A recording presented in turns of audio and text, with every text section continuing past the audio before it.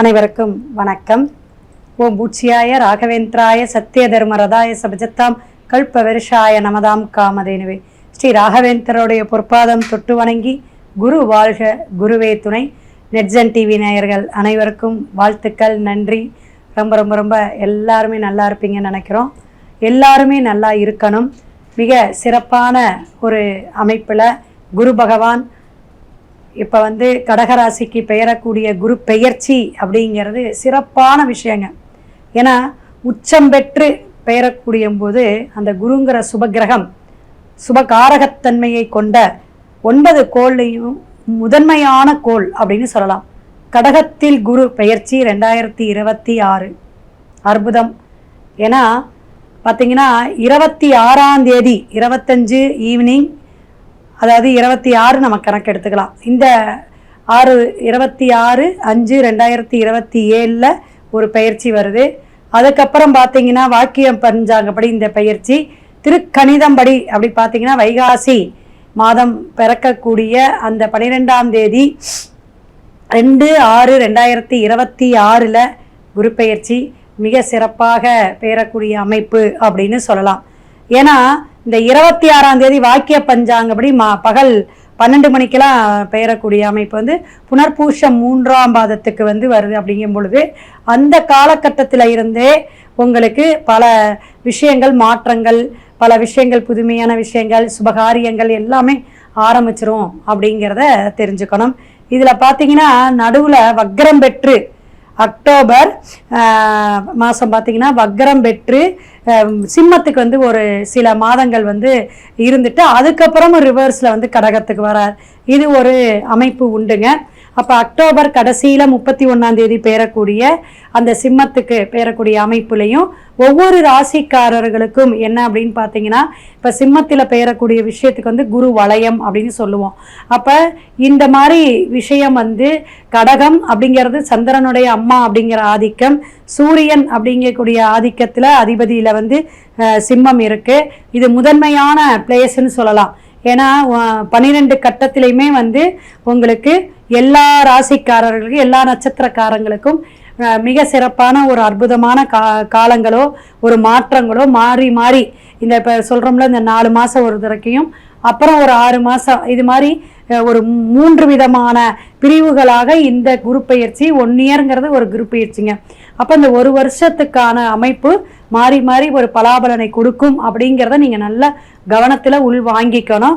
அப்போ ஒவ்வொரு ராசிக்காரர்களும் கண்டிப்பாக அவசியம் நீங்கள் உங்களுடைய குரு எப்படி இருக்குது, ஜனன காலத்தில் இப்போ பெயரக்கூடிய குரு என்ன சப்போர்ட் பண்ணுதுங்கிறத ஜாதகத்தை பார்த்துக்குங்க.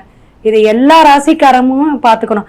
இவங்களுக்கு தான் நல்லது இருக்குது, அவங்களுக்கு நல்லா இல்லை அப்படிங்கிறது நான் சொல்லிட்டேன். இப்போ அதிசாரமாக மாறக்கூடிய அமைப்புகளாக ஒரு ரிவர்ஸில் வரும்பொழுது வேறு பிரச்சனைகளை கொடுக்கும். இப்போ பார்த்தீங்கன்னா 5ஆம் பார்வையாக விருச்சிகத்தை பார்க்கக்கூடிய அமைப்பு, 7ஆம் பார்வையாக பார்க்கக்கூடியது அப்படின்னு சொல்லப்போனால் மகரத்தை பார்க்குறாரு. ஏன்னா 5, 7, 9 தான் மிக சிறந்த பார்வைகள். இதில் 9ஆம் பார்வை அப்படின்னு சொல்லும் பொழுது மீனத்தை பார்க்கக்கூடிய அமைப்பாக நம்ம சொல்கிறோம். இப்போ இந்த மாதிரி குரு பெயர்ச்சி மிக சிறப்பாக பல பிரச்சனைகளை, ராகு கேது சனி பகவான் பிரச்சனைகளை கொடுத்தாலும் குரு நல்ல சப்போர்ட் பண்ணக்கூடிய அமைப்பில் மாறக்கூடிய விஷயங்கள் எல்லாத்துக்கும் ஒரு மாற்றத்தையும் முன்னேற்றத்தையும் தரணும்னு வாழ்த்தி, மேச முதல் மீனம் வரை ஒவ்வொரு ராசிக்காரர்களுக்கும் என்ன பலாபலன் பரிகாரம் அப்படிங்கிறத வீடியோக்குள்ளே போங்க. ஸ்கிப் பண்ணாமல் பாருங்கள். நிறைய பேத்துக்கு ஷேர் பண்ணுங்கள். உங்களுடைய உறவுகள் நட்பு உள்ளங்கள் எல்லாத்துக்குமே ஷேர் பண்ணுங்கள். இப்போ மலேசியா, ஹைதராபாடு, USA, UK எல்லாத்துலேயும் நமக்கு கால்ஸ் வருது. எல்லாருக்குமே நம்ம நல்ல பலனை கொடுக்கணும். ஆன்மீக சிந்தனையோடு எல்லாருமே நல்லா இருக்கணும். எல்லாத்துடைய கஷ்டமும் தீரதுக்கு நம்மளால் முடிஞ்ச வழியை நம்ம சொல்லிகிட்டு இருக்கோம்.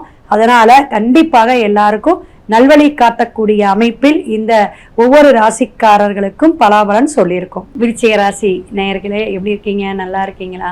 ரொம்ப கஷ்டப்பட்டேங்க, உடம்பு படுத்துச்சு, குழந்தைகள்னால பிரச்சனை, ரொம்ப ரொம்ப தொழில் அடி, இது மாதிரி பல சிக்கல்கள் போராட்டங்கள் எல்லாமே சரியாகுமா மேடம்?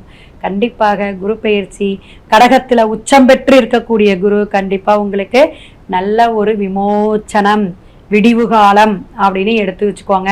பாக்கிய குருவாக வரக்கூடிய 9ஆம் இடத்து குரு உங்களுக்கு 90% சிறப்பாக இருக்கும். ரெண்டாம் இடத்துக்கும் 5ஆம் இடத்துக்கும் உரித்தானவர் யார் அப்படின்னா பார்த்தீங்கன்னா குரு பகவான் தான். ஏன்னா தனுஷுக்கும் மீனத்துக்கும் உரித்தானவர். கேட்ட நட்சத்திரக்காரங்களுக்கெல்லாம் ரொம்ப ரொம்ப நல்லா இருக்குங்க. நிறைய விஷயங்கள் சாதனை பண்ணக்கூடிய காலகட்டமாக இந்த காலகட்டம் அமோகமாக விருச்சிகத்துக்கு நல்ல ஒரு விருத்தியை கொடுக்கும் அப்படிங்கிற விஷயமா தெரிஞ்சுக்குங்க. ஏன்னா கடகத்திலேருந்து உங்களுக்கு 5ஆம் பார்வையாக உங்களை பார்க்குறார். 7ஆம் பார்வையாக உங்களுடைய 3ஆம் வீட்டை பார்க்கக்கூடிய அமைப்பு. அதே போல் 9ஆம் பார்வையாக 5ஆம் வீட்டை பார்க்குறார். அப்போ என்ன அர்த்தம் அப்படின்னு பார்த்தீங்கன்னா உங்களை வீட்டை உங்களுடைய இடத்தையே பார்க்கறனால அதிர்ஷ்டம் வரும், இந்த லாட்ரி யோகம் வரும், தேவையில்லாத பிரச்சனைகள், எதிர்பார்க்கக்கூடிய காரியங்கள் எல்லாமே சித்தியாகும். அப்போ எந்தெந்த விஷயங்கள் கஷ்டத்தை கொடுக்கணும், தந்தை வழி தாய் வழியில் சொத்து பிரச்சனையோ குலதெய்வத்தில் ஏதாவது விஷயங்கள் பெண்டிங் வச்சுருக்கீங்க, வழிபாட்டு முறைகள் இதெல்லாம் அப்படின்னீங்கன்னா அதெல்லாம் நீங்கள் இந்த வருஷம் நீங்கள் சரி பண்ணிடணும். மற்றோர் பெற்றோர் அப்படிங்கிற வழியில் சில பிரச்சனைகளோ ஒரு சண்டை சச்சரவுகளோ சரியாகக்கூடிய காலகட்டம். ஆனால் பொண்ணும் பொருளும் பெண்களுக்கு நல்லபடியாக சேரக்கூடிய காலமாக இருக்குது விருச்சிக ராசி நேயர்களுக்கு.